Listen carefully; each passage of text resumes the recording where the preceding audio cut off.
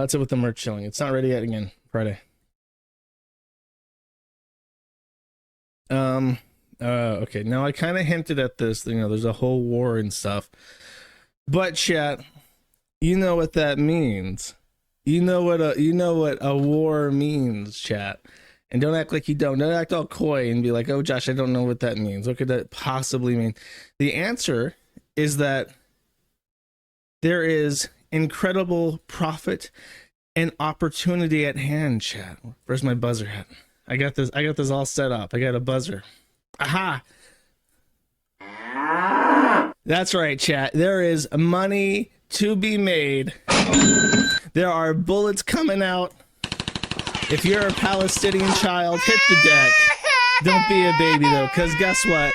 The stocks, chat, are going up. Bye. If you were sitting on your Lockheed Martin a couple days ago, you would be 8% richer today because American materials are going to Israel. What does that mean, chat? It means that we subsidize, when we give money to Israel, what does that mean? We don't actually just give them cash. We give them cash with expectation they'll buy our shit. That money has to be spent on our own weapons manufacturers. So we give them $8 billion or whatever, but all of that comes right back to us. Where is it? Which means that obviously when Israel has to buy a bunch of bullets, it's going straight into our economy. And that's why the guy from that what is that boomer thing, it's like a boomer conservative thing that has like Ben Shapiro in it. They say that we don't give Israel enough money because really every dollar we spend into Israel is a dollar spent right back into the American economy. Do I have a thing for that? Now you might be wondering, chat, if we just print money and give it to Israel, how does that make sense for us? You would assume that eventually there would be hyperinflation, and then all the politicians sitting pretty at the top of in Washington D.C. would hear this. Well, the answer is simple, chat. We went into Germany and we took it over, right? And then there was only one real economy in the entire world.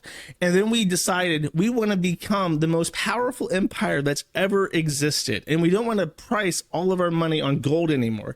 So after Bretton Woods ended in the 1970s, we tried to get everybody to use US dollars. But the thing is that people naturally gravitate to having their money in commodities. But what commodity can we control completely? Oil. Wait. Now, how do we make sure that money stays in US dollars? Well, chat, the answer is simple. We can just make sure that every barrel of oil in the world is sold in US dollars and no other currency. You knock them up and then knock them down, chat. So when we print money to give to Israel, we don't just steal via inflation, because when we print money, all US dollar becomes worth less. It's not just we're stealing from Americans. We steal from the Chinese. We steal from all of our friends in Europe, in the Eurozone. We steal from South America. And I might be wondering, what about countries that don't want to play a game with us? What about Iraq and Saudi Arabia and Libya and Venezuela? All these countries that have significant oil deposits that aren't necessarily friendly. Well, hello. We kill them, chat. We overthrow their governments. We just murder everybody until they stop resisting or they don't have any infrastructure to produce oil that can compete with us in the US dollar. Now, what were to happen if something were to challenge the status quo and oil wouldn't be priced in dollars anymore?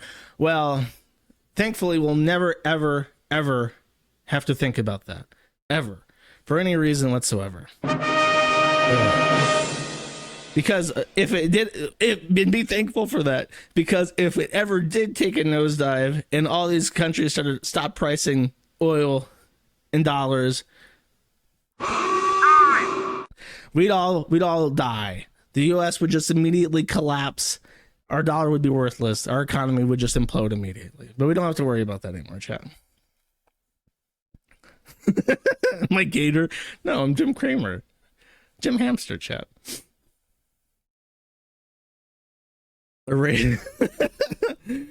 So there you go. That's what really matters when people are dying, when children are being kidnapped and murdered, when elderly people are being literally hauled out of their homes. The main takeaway here is not Granny. It is the 8% increase in Lockheed Martin. That's what matters, chat. Natty money. Did Josh just switch over to soundboard? How do people not know who Jim Cramer is? That's crazy. Let me just explain this in case you're like a European. Jim Cramer is a financial guy in the United States, and he hosts a show called Mad Money. And he has this big wacky soundboard where he does he literally has like a physical array of buttons on his desk, and he slams the button like when he wants to say bye.